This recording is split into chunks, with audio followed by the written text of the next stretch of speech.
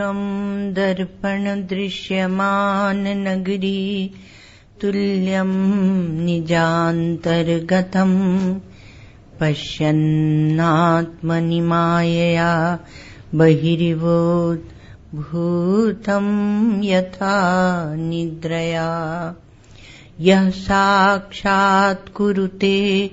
प्रबोधसमये स्वात्मानमेवाद्वयम् तस्मै श्रीगुरुमूर्तये नमः इदं श्रीदक्षिणामूर्तये।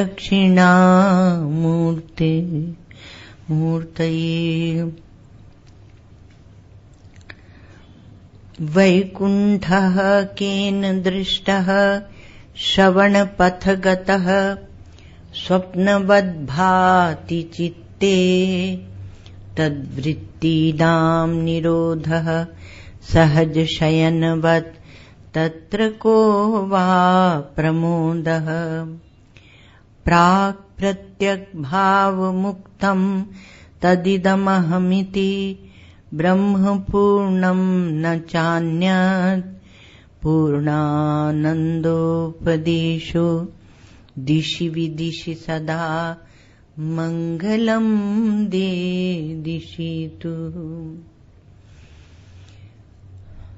अखण्डानन्द सम्बोध पूर्तये ब्रह्ममूर्तये सुधास्मित समाश्लिष्ट नेत्रान्त स्फूर्तये नमः।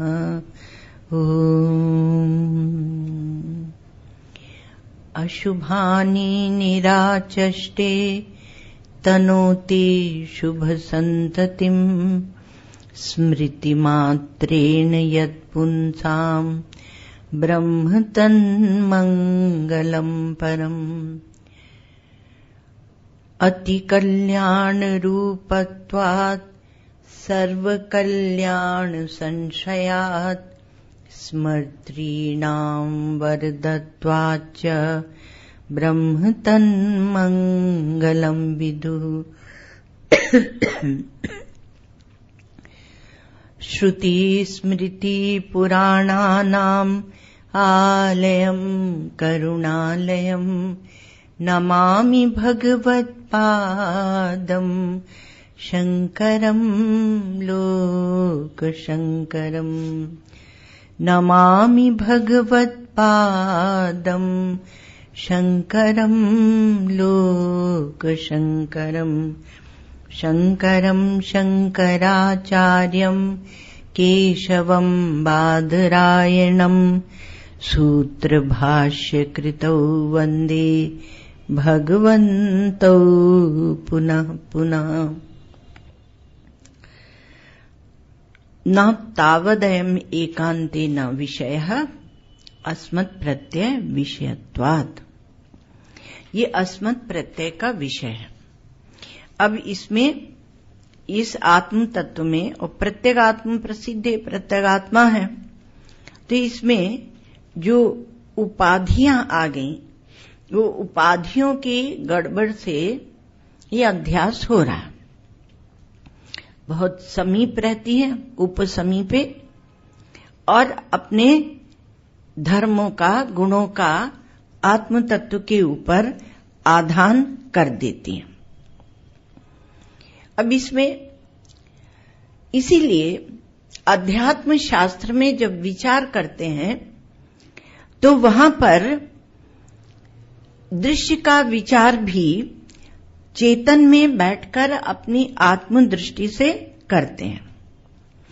इसलिए इंद्रियों की प्रधानता से तत्व का भेद जहां निश्चय किया जाता है उसे कहते हैं आध्यात्म विज्ञान, और विषयों की प्रधानता से जब तत्व का निश्चय किया जाता है तब उसे कहते हैं भौतिक विज्ञान। दो बात हो गई। लेकिन विषय का ज्ञान इंद्रिय ज्ञान के बिना नहीं होता। भले आप दूरबीन लगाएं, सूक्ष्म वीक्षण यंत्र लगाएं या दूरवीक्षण, लेकिन पहले उसके पीछे आंख चाहिए, उसके पीछे आंख चाहिए। तो यह जो ज्ञान होता है यह इंद्रिय सहकार युक्त ही होता है। और ज्ञान कहाँ? असाधारणकरण जो मन है, साधारणकरण जो मन है, साधारण अर्थात सब में रहने वाला, और इंद्रियां एक एक असाधारणकरण है, एक एक विषय को लाती हैं।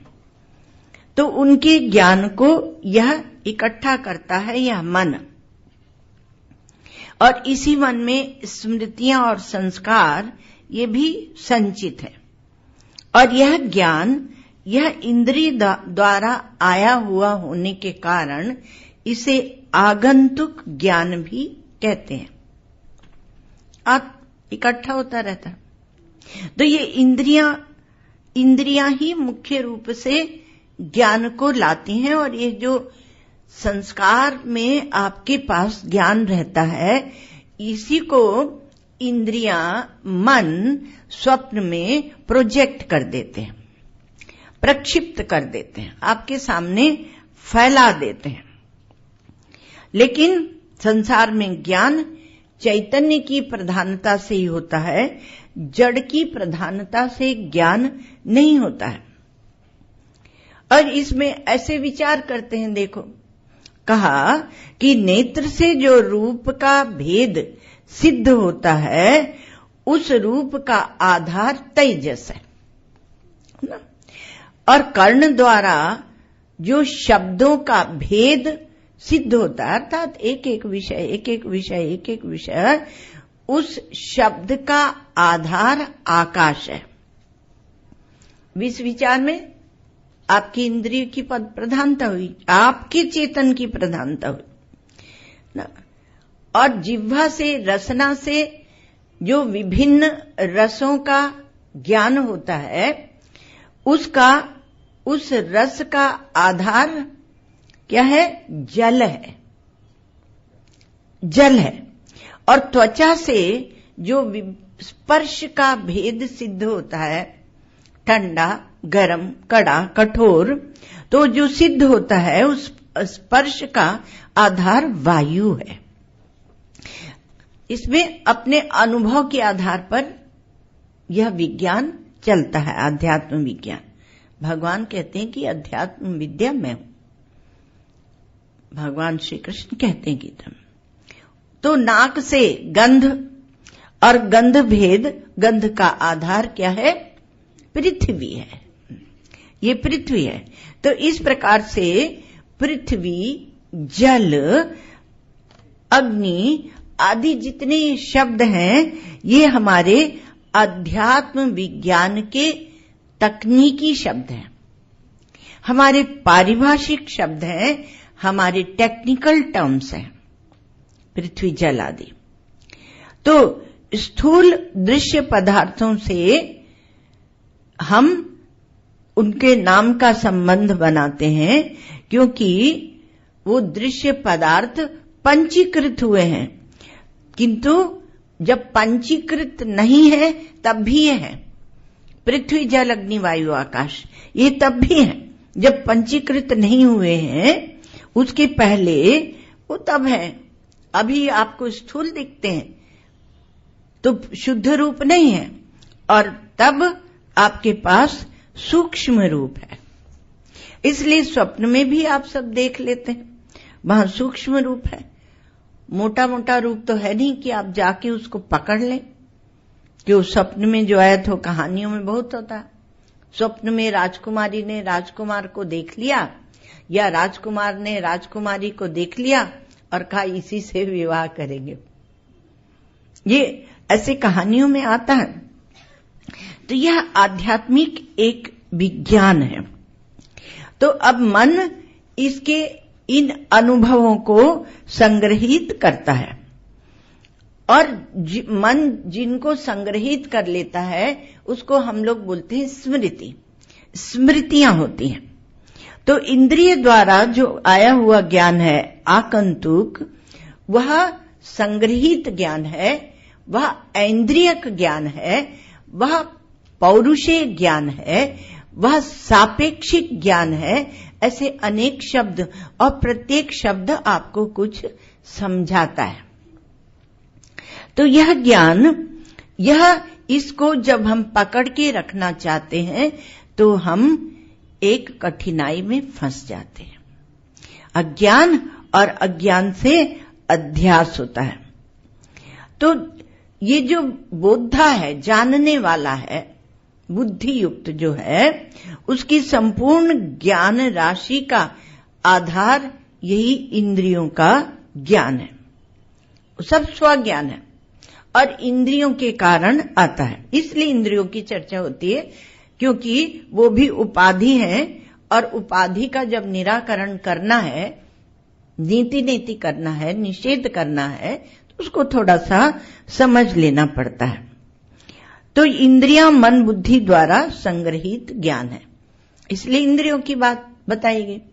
और 5 है इंद्रियां, ज्ञान इंद्रियां 5, कर्म इंद्रियां 5। तो उस प्रकार से 5 भौतिकी सृष्टि है। तो इस संग्रहित ज्ञान में स्मृतियां भी होती हैं और उनके प्रभाव से आगे जो होने वाला है उसकी संभावना, वह कल्पना भी होती है। स्मृति और कल्पना, भूत की स्मृति और भविष्य की कल्पना। तो यह जो भविष्य की कल्पना को लेकर जो ज्ञान है, स्मृतियों के लिए क्या कहा, संग्रहित ज्ञान, और भविष्य की कल्पना को लेकर जो ज्ञान होता है उसको कहेंगे आनुमानिक ज्ञान। तो वह आनुमानिक ज्ञान है, यद्यपि वह भी इंद्रियों और वासनाओं के बल पर ही होता है। अर्थात पूर्व में जो संग्रहित ज्ञान के संस्कार हैं उन्हीं को ढोकर और हम भविष्य की कल्पना में ले जाते,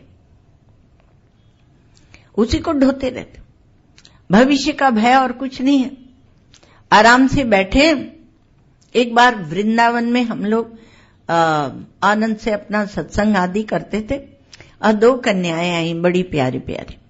तो उन्होंने कहा कि माँ सुनो, आपको पता है यहाँ पर जाने क्या एक कुछ लोग आए हैं, गिरोह आया है, वो पूरे यहाँ के लोगों को परेशान करते हैं। बहुत सारा कष्ट बताया था, वो हम भूल गए हैं।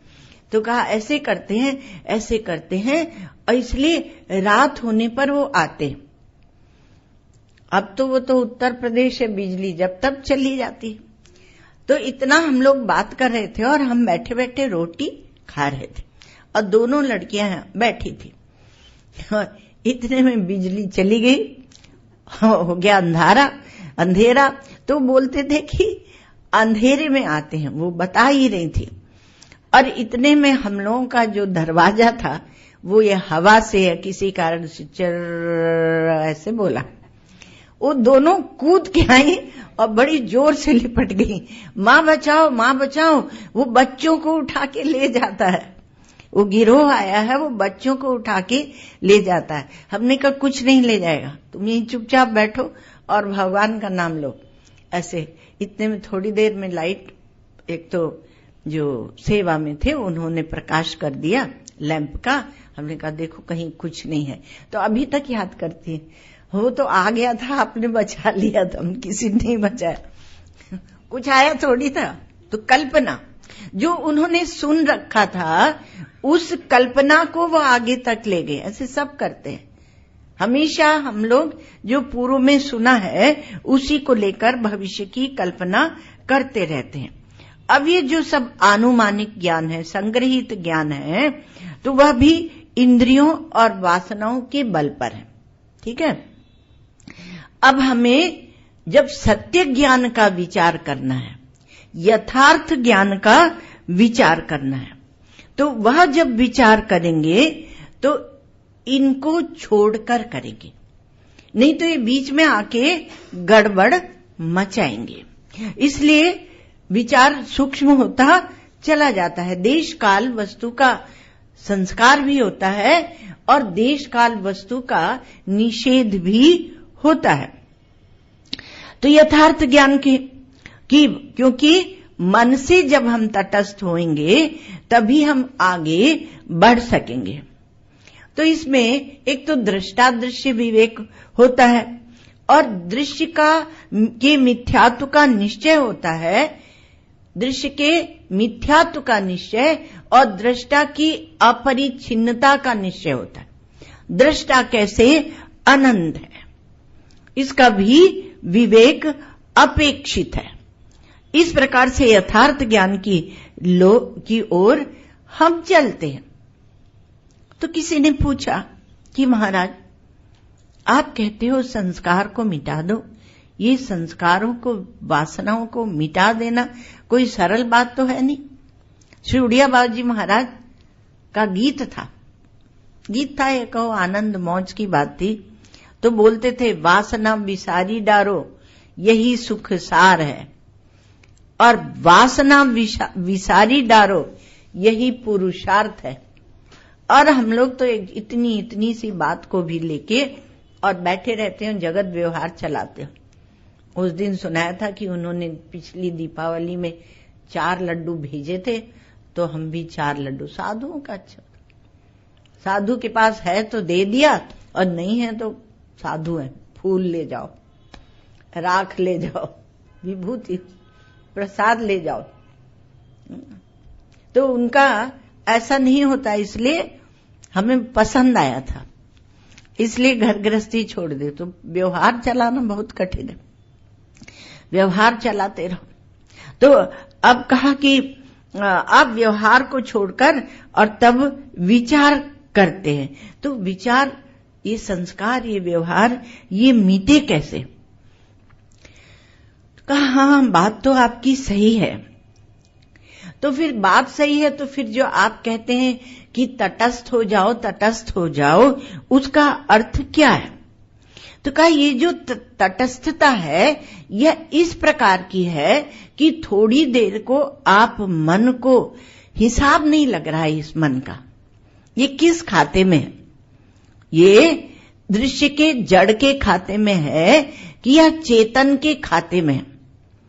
जब कोई हिसाब लगाने बैठते हैं तो अलग अलग विभाग करके हिसाब लगाते हैं, क्रेडिट और डेबिट करते रहते हैं, तो वो हिसाब लगाते। तो कहा इसका हिसाब नहीं लग रहा, तो इसको क्या करो? तो महाराज जी एक दृष्टांत बहुत देते हैं कि आपके पास 5 रुपए, आप पूरे दिन का हिसाब कर रहे हैं। अब तो हिसाब लोग कम करते हैं, तो कहा कि वो बैंक वाले हिसाब करते रहते हैं। तो कहा कि थोड़ा आप 5 रुपए का हिसाब नहीं लग रहा। वो कथा तो आप सुनते हैं कि रात को राजा ने देखा कि वह जो हिसाब करने वाला है, कोष का रक्षक है, वो आधी रात को हिसाब कर रहा है। पूछा क्या हुआ? तो कहा 5 रुपए का हिसाब नहीं लग रहा। अरे 5 रुपए के लिए तुम पूरी रात जग रहे हो? नहीं महाराज, किसी गरीब का आ गया होगा तो। ये हिसाब भी एक चीज होती है। तो कहा महाराज हम अपना ही हिसाब लगा रहे हैं और उसमें हमें 5 रुपए का हिसाब नहीं लग रहा है। तो कहा उससे थोड़ा सा तटस्थ हो जाओ, बाकी सब हिसाब कर लो और वो 5 रुपए को, तो उस तटस्थता को कहते हैं पुरानी भाषा में, श्री महाराज जी की भाषा में, पुराने जमाने की भाषा में, उसको एक उचंत खाते में डाल दो। अभी भी कुछ कहते होंगे अंग्रेजी में, सस्पेंसिव। तो उस खाते में उसको डाल दो, बाद में उसका हिसाब कर देंगे। तो ये मन के जो अनुभव हैं, मन के संस्कार हैं, जिनको आप बहुत देते हैं, उनको थोड़ी देर को उच्चंत खाते में लिख दीजिए। उनकी ज्यादा कीमत नहीं है, क्योंकि यह मन जो है यह विश्व प्रपंच का सट्टेबाज है। ये विश्व प्रपंच का सट्टेबाज है, और इसको समझ लें थोड़ी देर कि ये हमारे पास नहीं है। थोड़ी देर तो छोड़िए, तब विचार कीजिए। तो कैसे विवेक करें? तो मन से कैसे विवेक करें? तो कहा कि जब तक आप साक्षी अधिष्ठान को नहीं जान लेते तब तक ये मन हमें सुख देने वाला और दुख देने वाला यह बना रहता है और छूटता नहीं है, वो नहीं छूटेगा। तो थोड़ी देर जब आप विचार करते हैं तब तो छोड़ दीजिए। और कहा कि ये मन सुख देता है, ये मन प्यार देता है, प्यार माने सुख, जिससे दुख मिलता है उससे आप प्यार नहीं करते। आत्मनस्तु कामाय सर्वम प्रियम भवति। तो कहा कि ये जो मन है और इसकी सुख देने की जो पद्धति है वो मालूम है, कोई किसी को सुख देता नहीं है और ये मन भी एक बनावटी है। इसलिए कहा कि ऐसे करो जैसे कि आप देखते हैं, कहा सुखी जीवन रहे, सुखी जीवन। इसलिए पति पत्नी की, लड़के लड़की की कुंडली मिलाओ। अब लड़के लड़की कुंडली मिलाई गई और ऐसा रहस्य, उसमें हमें ज्योतिष नहीं आता किंतु श्री महाराज जी बहुत विस्तार में बताते थे। वो 7वां ग्रह और दूसरा ग्रह तो पति पत्नी का इस प्रकार का होता है और मुख्य रूप से मन अर्थात चंद्रमा। तो चंद्रमा जहां आ जाएगा वह अब पति पत्नी का की ग्रह है, तो एक बार पति के यहां आ जाता है चंद्रमा, चंद्रमा चलता रहता है, और एक बार पत्नी के।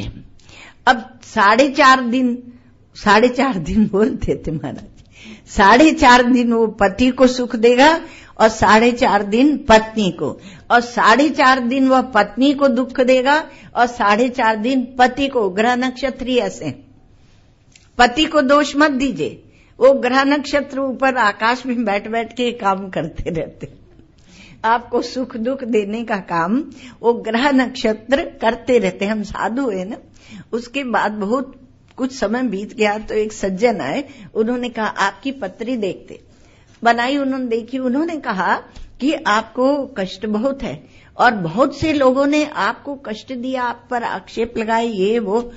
तो हम कुंडली में लिखा है, हाँ किस ग्रह नक्षत्र के कारण लिखा है वो बताए, ऐसे ऐसे लिखा है। तो हमने कहा फिर उनको दोष दो ना, बेचारे लोगों को क्यों देता है जिन्होंने, क्योंकि हमारे श्री महाराज जी ने पहले से कह दिया था कि जो तुम्हारे साथ शत्रुता करेंगे वो भी तुम्हें ईश्वर की ओर लगाएंगे, और जो तुम्हारे साथ मित्रता करेंगे वो भी तुम्हें ईश्वर की ओर लगाएंगे। दृष्टि होनी चाहिए, अर्थात लक्ष्य परमात्मा होना चाहिए। जो मित्र भाव से हैं वो मिलजुल कर आपको आगे ले जाएंगे, और जो शत्रु भाव से हैं वो आपको अधिक अंतर्मुख कर देंगे।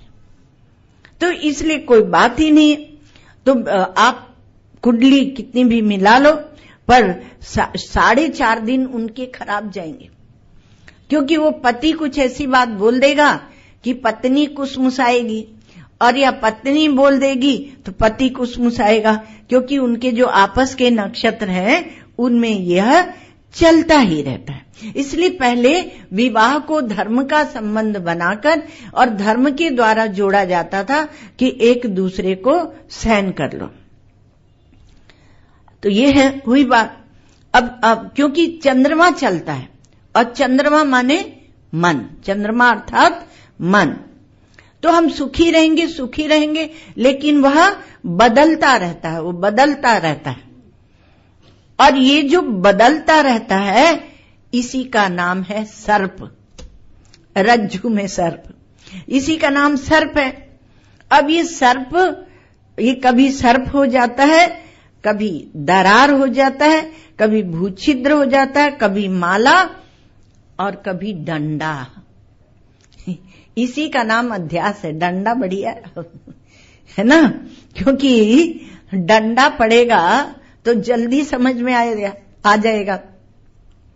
पुराने जमाने में कहते थे कि छड़ी, अब तो बैंड है ना, छड़ी पड़े घम घम और विद्या आवे धम धम। तो ऐसे छम छम, विद्या को छम छम आने दो, तो ऐसे विद्या आए छम छम। तो अब ये डंडा पड़ेगा, तो ये डंडा यही अध्यास है और ये मन है। और चंद्रमा जैसे घटता बढ़ता रहता है, वैसे ये मन भी घटता बढ़ता रहता है।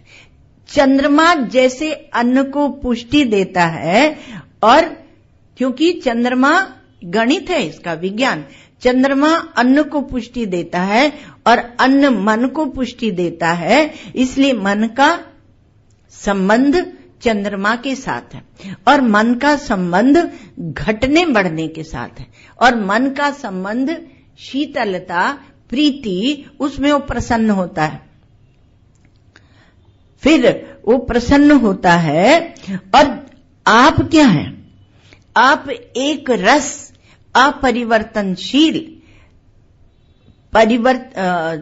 अचल, वो चंचल है, ये अचल है, और आप वो प्रत्यगात्मा है। प्रत्यगात्मा प्रसिद्ध है, आप प्रत्यगात्मा है। तो घटता बढ़ता है, उसको हम कहते हैं मन। और हम कैसे रहते हैं? कहा एक रस। तो मन क्या है? हमारी उपाधि है। इंद्रियों की उपाधि ली, उसी प्रकार से मन की उपाधि को लिया गया, इसलिए उपाधि है, इसलिए मनोमुखी को ज्ञान नहीं होता। जो गुरुमुखी है उन्हें ज्ञान होता है, और जो मन के चलाए चलते रहते हैं, हम तो ऐसे ही करेंगे, हम तो ऐसे, अधिकांश तो उन्हें ज्ञान नहीं होता। और जो गुरुमुखी होते हैं, उन्हें गुरुजी काट भी डालें तो भी उसके लिए तैयार। इसलिए अनेक कथाएं हैं, पर अभी अपन उस पर नहीं जाएंगे कथाओं में। तो यह मन क्या है कि यह एक तमाशा है। तमाशा अर्थात ये बेफुजूल गड़बड़ करता है, और हम इसके साथ जुड़े रहते हैं, ये इकट्ठा करता रहता है। हमारे श्री महाराज जी एक दृष्टांत देते हैं कि जैसे कोई पागल व्यक्ति चलता है ना, तो वो एक बड़ा कपड़ा या झोला ले लेता है और उसमें रास्ते का कचरा बीन बीन के रखता रहता है। उसी प्रकार से यह मन, यह स्मृतियों का संग्रह करता रहता है, बेफिजूल, जिनकी कोई आवश्यकता नहीं है। आपके सत्य के मार्ग में, परमार्थ ज्ञान में कोई आवश्यकता नहीं है। तो मन एक तमाशा है, और मन से ही हम प्यार करते हैं किसी को। इसलिए प्यार करने वाले केवल दो ही होते हैं, गुरु और संत महात्मा, क्योंकि वही आत्मा होते। तो ईश्वर कह लो, ईश्वर और गुरु, और बाकी क्योंकि आपका प्यार वहां दूसरी भूमिका का होता है, उनकी महत्ता नहीं, महत्ता यहां भी आपकी है। आपका प्यार वहां दूसरी भूमिका का होता है, नहीं तो आपका प्यार मनोमुखी होता है, मन की भूमिका का होता है, और मन बदल जाता है। मन बदल जाता है तो प्यार बदल गया, प्यार बदल गया तो तलाक। तो कहा गुजराती में क्यों तो छुट्टा छेड़ा। गुजराती में शब्द छे पण हिंदी में नहीं। आप जरीक विचार करजो, गुजराती वालों ने ऊपर चोट छे। तो कि प्यार अपना भी एक तमाशा था, और हम खुद ही थे तमाशाई। એટલે વેદાંત એમ કહે છે કે મન પણ એક તમાશા છે, અને એને જે જોવે છે, એને જાણે છે, એ સત્ય છે। ગુજરાતીમાં ક્યાં આવી ગયા? સાંજે ગુજરાતીમાં પ્રવચન કર્યા હતા ને, એટલે तो ये अपना प्यार एक तमाशा है, ये मन एक तमाशा है, और हम उसको देखते हैं। एक भक्त थे वृंदावन में, उनसे किसी ने कहा कि चलो कश्मीर चलते हैं। उन्होंने कहा हमें कश्मीर जाने की आवश्यकता नहीं है, हम यहीं अपने आंख बंद करते हैं और अपने प्रियतम को देखते हैं। दिल के आईने में है तस्वीरें यार, जब जरा गर्दन झुकाई देख ली, तो हम अपने उनको देखते रहते हैं। तो ये जो अपने हृदय में ईश्वर को देखते हैं, इनको आप बेवकूफ नहीं समझ लीजिएगा। ये क्या है? ये अंतरंगदर्शी है, ये अंतरंगदर्शी है, ये भौतिकदर्शी नहीं है। बाकी सब भौतिकदर्शी हैं, ये जगत व्यापार को देखते रहते हैं। किंतु ये अंतरंगदर्शी है, इसलिए इनके चित्त में शीतलता रहती है। ये अपने इष्ट देव के साथ जुड़े रहते हैं। आप अगर इष्ट देव से प्रेम करने लगे और वो आके पूरे दिन में एक बार, श्री महाराज जी के शब्द हैं, एक बार आप जोर से हस्त निपीड़न कर लीजिए, अर्थात भगवान से हाथ मिला लीजिए, तो पूरे दिन रात आप मगन रहेंगे, उसी आनंद में रहेंगे। तो मन के उद्विग्न होने पर भी ये उद्विग्न नहीं होते, इन्हें रस का अनुभव होता है। उद्विग्न माने बदलना, मन बदलता रहता है। तो रसानुभूति होती है, अर्थात बदलने पर भी रसानुभूति है, क्योंकि मन दृश्य है। और जैसे और ये भक्ति जो है, उपासना, यह दृश्य दर्शन है, अर्थात दृश्य में आप परमात्मा को, अपने इष्ट को बैठाते हैं। तो हमारे बिना मन का होना या न होना कुछ नहीं है, किंतु मन के बिना भी हम सब कुछ हैं। ऐसे नहीं कि मन नहीं रहेगा तो हम कैसे रहेंगे। आप कहते हो मन को डाल दो चंद खाते में तो हम कैसे रहेंगे, तो कहा कि नहीं, आप सब कुछ हैं। मन एक काल में, मन क्या करता है, एक काल में रहता है और फिर दूसरे काल में हम चले जाते हैं, एक स्थान से हम दूसरे स्थान में चले जाते हैं, वृत्ति बदलती है, दूसरे स्थान में स्थानांतर होता है और विषय से दूसरे विषय में हम चले जाते हैं, तो विषयांतर होता है ना।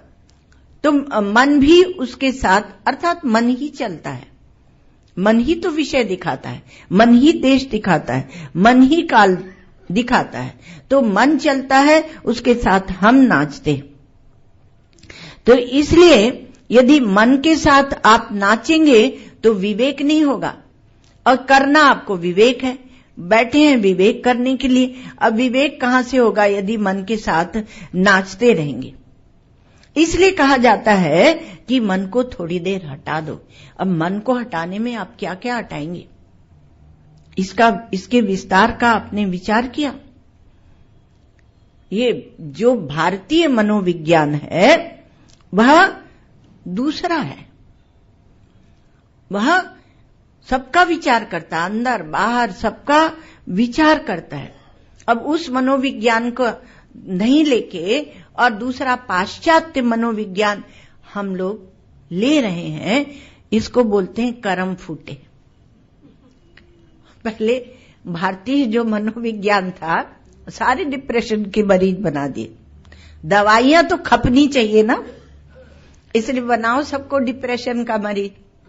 हमारे तो डिप्रेशन का मरीज हुआ अर्जुन, तो दूसरे ही अध्याय में प्रसाद योग में आ गया, क्योंकि विषाद को उसने ईश्वर से जोड़ दिया तो विषाद योग हो गया। और फिर दूसरे अध्याय में भगवान 2 शब्द बोले और प्रसाद योग में आ गया। और यहां तो ईश्वर की से जोड़ने के इतने अवसर दे रखे हैं कि आप कब तक विषाद में, माने डिप्रेशन में रहेंगे। थोड़े दिन होते नहीं कि एक त्योहार, अभी गणपति आ गए, अभी गणेश जी आ गए, अभी श्री कृष्ण जन्माष्टमी आ गई, फिर नवरात्रि आ गई, कुछ ना कुछ चलता ही रहता है। और आप के पास समय ही नहीं है कि हम डिप्रेशन में बैठे। यदि आप भारतीय संस्कृति से जुड़े हैं तो, और यदि आप पाश्चात्य संस्कृति से जुड़ गए हैं तो डिप्रेशन की भरमार है और दवाइयों की भी भरमार है। लो दवाई और सो, बुद्धि को ठंडा कर दो और चिंतन विचार भक्ति सब गया। तो ये जो प्रत्यगात्मा है यह स्वयं प्रकाश है और यह देखता है सबको, ये सबको देखता है, पर यह स्वयं किसी को नहीं दिखता है, स्वयं इसे कोई नहीं देख पाता। इंद्रिय, मन, बुद्धि ये इसको नहीं देख पाते हैं। और वो जो किसी को नहीं दिखता है तो उसमें ही सबका सब कल्पित हो रहा है। सब उसमें सब अंश जितने भी हैं वो उसमें कल्पित हैं। तो अंश उसमें कल्पित हैं, देश का अंश, काल का अंश, वस्तु का, पदार्थ का, इत्यादि इत्यादि, और स्वयं निरंश है, स्वयं वह निरंश है। तो दिखने वाले अंश, जो दिखने वाला जो अंश है, उस वाले में अपने को जब हम मान लेते हैं, उसके साथ जुड़ जाते हैं, अर्थात जो दृश्य वाला जो अंश है उसके साथ जब जुड़ जाते हैं तब उसे कहते हैं अविद्या। तब उसका नाम, उस ज्ञान का नाम, उस अनुभूति का नाम हो जाता है अविद्या, अर्थात अध्यास। तो अनजान में ही, अब बड़ी एक सुंदर बात सुना रहे हैं आपको, अनजान में ही, अज्ञात में ही हम एक अदृश्य को बीच में बिठाकर तब दृश्य वस्तु को हम देखते हैं। अज्ञात को पहले लाते हैं तब ज्ञात को देखते हैं, अर्थात दृश्य को देखते हैं। अर्थात अभाव को लाकर हम भाव को देखते हैं। एक अदृश्य को बीच में लाकर बिठाकर हम तब दृश्य वस्तु को देखते हैं। ये जो अदृश्य है, जो अभाव है, वही एक जबरदस्त माया है, क्योंकि हम उसे जानते नहीं हैं। हमारे श्री उड़िया बाबू जी महाराज कहते हैं कि आप जब 2 उंगली देखते हो तो 2 उंगली के बीच में भी आप, बीच में क्या है? अभाव है। तो एक उंगली है, फिर अभाव है, फिर एक उंगली है, फिर अभाव है, तब आप 2 उंगली को देखते हैं। अर्थात यदि बीच में अभाव नहीं हो तो आप 2 नहीं देख सकते। तो इसका अर्थ है कि अभाव में आप भाव को देखते हैं। जो भाव आप देखते हैं वो आप अभाव में देखते हैं। अंगुलियों का जो द्वित्व है उसके बीच में एक अभाव है, अर्थात उसको न होना, उसका न होने से ही होना दिखता है। ये कानून आप लिख लीजिए, कभी अदालत में काम आएगा। तो कि न होने से ही होना दिखता है, नहीं तो अन्यथा यह द्वित्व आप नहीं देख सकते, यह दृश्य ही नहीं होता। तो न होने से होना दिखे, किंतु जिसे भाव और अभाव दोनों दिखे वो कौन भाई? उसका भी तो विचार करेंगे। तो जिसको दृश्य और अदृश्य दोनों दिखते हैं उसको बोलते हैं ज्ञान। ज्ञान वह सरल बात है, आप कुछ देखते हैं, आप स्वयं प्रकाश हैं तो देखते हैं, तो आप पहले अभाव को देखते हैं फिर भाव को देखते हैं। हम एक चंद्रमा को देखते हैं तो चंद्रमा के बीच में आसपास क्या है? हम दृष्टा हैं, वो अभाव है। तो उस अभाव के द्वारा हमारी दृष्टि गमन करके और तब उसको पकड़ पाती है। अब क्या है कि हमारी आदत पड़ गई है सहारे सहारे चलने की, हम क्रिपल्ड हो गए। तो हम सहारे सहारे वाला जो ज्ञान है, सहकार ज्ञान है, आगंतुक ज्ञान है, इंद्रियक ज्ञान है, उसको पकड़ने की आदत है। तो यथार्थ ज्ञान की प्रणाली के लिए वह उपयुक्त नहीं है, क्योंकि उसमें वासना और संस्कार युक्त मन रहता है। तो इससे तटस्थ होना पड़ेगा, ये बात कहेगी। तो संस्कार युक्त ज्ञान से आप नहीं प्राप्त कर सकते, इससे मुक्त होना होगा। तो उपाधि, ये जो उपाधि और आत्मा का विवेक यहां चल रहा है। पर ज्ञान में सहारा हम ले किसका रहे, ये देखो। का उपाधि का सहारा ले रहे, का कि आजकल बहुत जल्दी बोल देते हैं कि मोक्ष के लिए भी इच्छा मत करो, इच्छाहीन हो जाओ। बहुत सुंदर बात है। शास्त्र भी मत पढ़ो, उपदेश भी मत सुनो, जब आत्मा तुम्हारे अंदर है तो उपदेश भी क्यों सुनना है? तो आप ऐसे हो जाइए। लेकिन यहां पर जो उपदेश होता है उसमें जो उपाधि वाला ज्ञान है, जो इंद्रियों का ज्ञान है, जो मन का ज्ञान है, उसको लेकर विचार नहीं किया जाता, उसको हटाकर विचार किया जाता है। इसलिए इंद्रिय का, मन का या अज्ञान का किसी का भी सहारा लिए बिना आप विचार करें। तो इसलिए कहा पहले उचंत में डालो। तो व्यापक को हम देख नहीं पाते, तो व्यापक को नहीं देख पाते। वस्तु के दर्शन में हमारे और वस्तु के मध्य में किसी अदृश्य की कल्पना होती है। ये अदृश्य, ये अज्ञान ही है। और ये अज्ञान सर्वत्र, हम बोलते हैं कि और कोटि कोटि ब्रह्मांड है, और वो कोटि कोटि ब्रह्मांड हमारी कल्पना में है, और कल्पना के चारों ओर घेरा बना हुआ है किसका? अदृश्य का, अर्थात अज्ञान का। तो कल्पित है, इसलिए उनको कल्पना उनकी होती है। तो यह जो अदृश्य वस्तु का अभाव है जहां, और बाबा के शब्दों में आप अपनी अपरिच्छिन्नता का अज्ञान है, अपने वस्तु स्वरूप का अज्ञान है।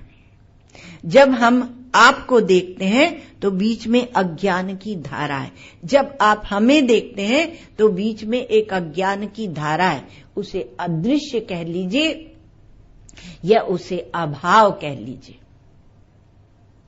थोड़ा बैठ के अकेले में विचार करना भाई, चिंतन करना।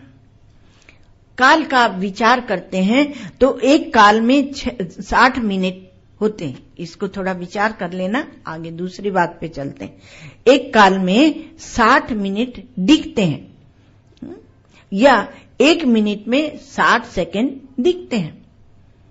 और जो भारतीय ज्योतिष शास्त्र है उसमें इस 1 सेकंड के अरबवें हिस्से, अरब क्या होता है?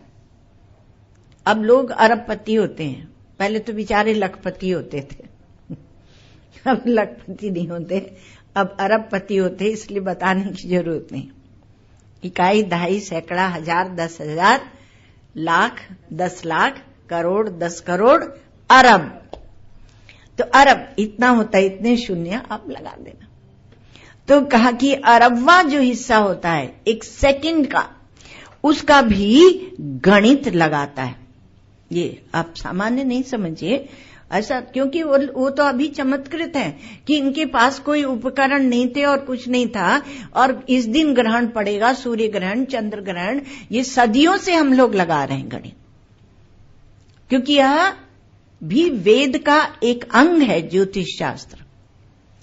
तो उसका भी गणित लगाते हैं। तो काल के सभी आयामों का, अवयवों का यह ज्योतिष शास्त्र गणित लगाता है। किस आधार पर? प्रकाशक कौन है? जैसे उस दिन बताए थे कि सूर्य में ओम की ध्वनि होती है, तो वो कह रहे हैं, वैज्ञानिक खुद कह रहे हैं कि इन्हें ओम कहां से मिला। हमने तो कहीं से किसी युक्ति से, क्योंकि वो it is not available for human ear, मनुष्य के कान के लिए वह सूर्य की ध्वनि उपलब्ध नहीं है, तो इन्हें कैसे पता चला? अथवा तो खुद कह रहे हैं, बड़ी सुंदर बात कह रहे हैं कि अथवा तो चैतन्य की भाषा और प्रकृति की भाषा एक होती है। कल आपको शाम को सुनाया था कि ये प्रकृति जो है यह ब्रह्म ही है। तो इसका गणित, तो काल के सर्व अवयवों का प्रकाशक जो है, तो ज्योतिषामपि तज्ज्योतिष तमसा परमुच्यते, उस सिद्धांत से हमारे ज्योतिष शास्त्र का आविर्भाव हुआ। उसका हम दुरुपयोग करें, उसके ज्ञाता दुरुपयोग करें, उससे हमें कोई मतलब नहीं, पर वेदांग है वह। तो वेदांत दृष्टि से ही इस शास्त्र का भी निर्माण हुआ है, व्याकरण का भी, योग का भी, सांख्य का भी, सबको वेदांत दृष्टि प्राप्त है। और यदि अधिष्ठान तक नहीं जाते अंत में तो कुछ बात बनेगी नहीं, तो अधिष्ठान दृष्टि से ही करते हैं।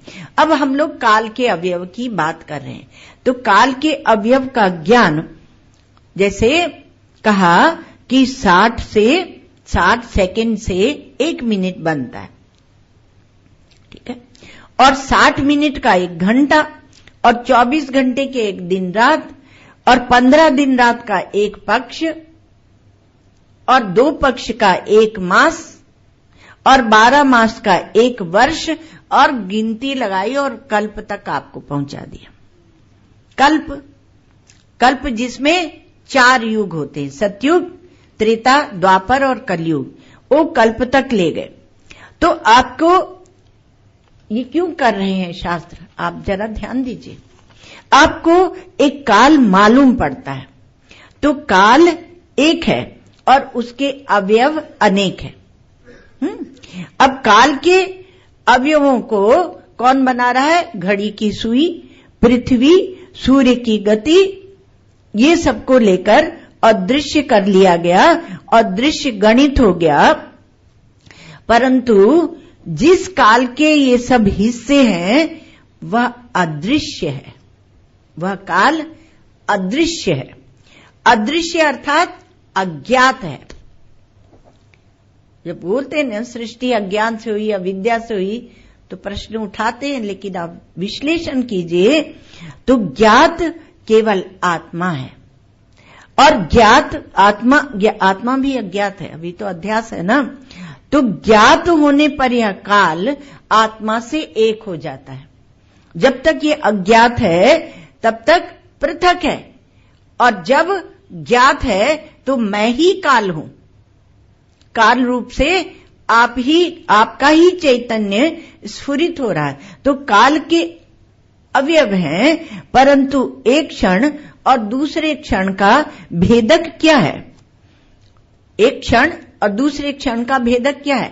क्षण का अभाव ही क्षण का भेदक है।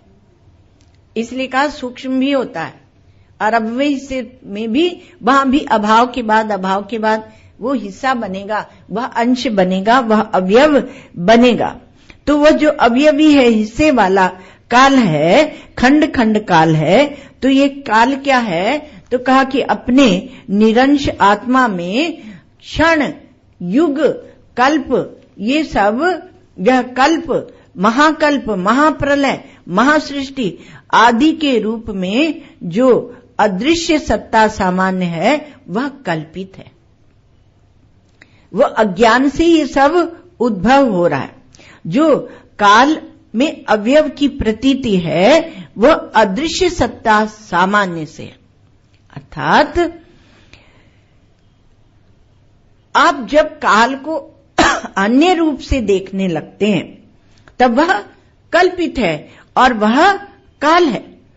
क्रम की संवित का नाम काल है। आपके अंदर संवित वृत्ति बनी, उसमें क्रम बना, पूर्व, पश्चात और मध्य, भूत, भविष्य और वर्तमान। ये जो क्रम की संवित बनी उसको बोलते हैं काल। अर्थात अपने स्वरूप को आप नहीं जानोगे तो काल आपसे हमेशा जुदा ही रहेगा।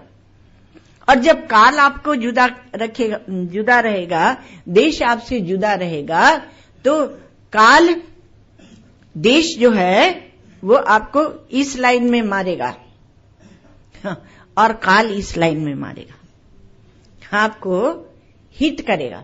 इसी से क्रॉस बनाया गया। वो हम लोग उसका अर्थ बताते हैं ऐसे, वो बेचारे नहीं जानते, उनका कहाँ इतना सूक्ष्म विश्लेषण। वो तो हम लोग वेदांत में सबको समेट लेते हैं, सब हमारे हैं और कोई हमारा नहीं, ऐसा है। सर्वमेवानुजानाति। तो ये जीव जो खड़ा है इसको काल काटता रहता है। अपने स्वरूप को आप नहीं जानेंगे तो काल रहेगा अलग, और जब तक अदृश्य काल को स्वीकार करते रहेंगे तब तक उपाधियों के कारण भेद भासता रहेगा। उपाधि को लेकर आप जब बैठते हैं और फिर कहते हैं कि हम निर्गुण निराकार का ध्यान करते हैं, हमारा ईश्वर निराकार है, और जब हम नमाज पढ़ते हैं तो पश्चिम की ओर मुख करके बैठते हैं, आपका काल बना है, आपका देश बना है, आपका सब कुछ बना है। निर्गुण निराकार तत्व क्या है वो जानने के लिए पहले वेदांत पे आ जाओ, उसके बाद आपको जो उपासना करनी हो कीजिए, हमारी तरफ से छूट है। तो ऐसे ही देश की बात है, जैसे उपाधियों के कारण काल भासता है, देश की भी ऐसी बात है। पूर्व पश्चिम उत्तर दक्षिण, ये इसका भेद जो हम करते हैं, उसमें आप एक केंद्र में, एक धुरी के रूप में, एक न्यूक्लियस के रूप में, अर्थात आप मुख्य होते हैं, तब आपसे वह पूर्व है और यह पश्चिम है और यह उत्तर है और यह दक्षिण है, यह ऊपर है, नीचे, अंदर है और बाहर है, यह बनता है। तो सब दिशाएं बन जाती हैं, और भी बनती हैं, कोण वाली भी, नैऋत्य बनती है, आग्नेय बनती है, ईशान बनती है, ये वायव्य, ये सब दिशाएं बनती हैं। तो ये बन जाते हैं। तो एक दिक् तत्व है, उसको देश नाम की जो वस्तु है, एक, उसी को दिक् कहते हैं। दिक् देवता आप बोलते हैं ना, काल देवता, दिक् देवता, तो वस्तु है। कर्म में जब संकल्प करते हैं तो देश काल वस्तु बताया जाता है, जिसे आप देखते हैं। तो जो दिग् वस्तु है उसको आप नहीं देख पाते, वह अज्ञात है, वह अदृश्य है, परंतु पूर्व पश्चिम आदि कल्पना के हेतु के रूप में वह परिकल्पित होती रहती।